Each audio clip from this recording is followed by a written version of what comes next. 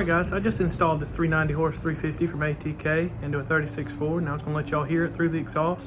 It's got single chamber Flowmaster mufflers on it, block hugger headers, and it's got a nice sound to it. Motor's got a hydraulic roller camshaft in it. It's got a nice little lope to it.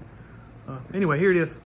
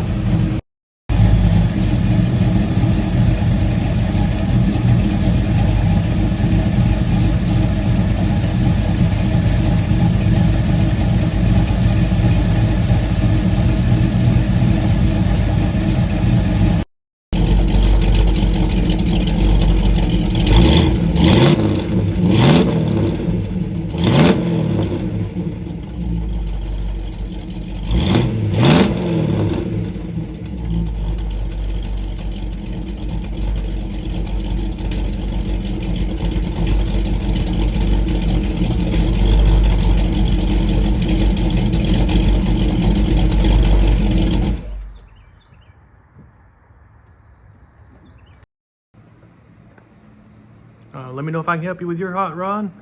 Like, share, and subscribe. I really appreciate the support, and thanks for watching, guys.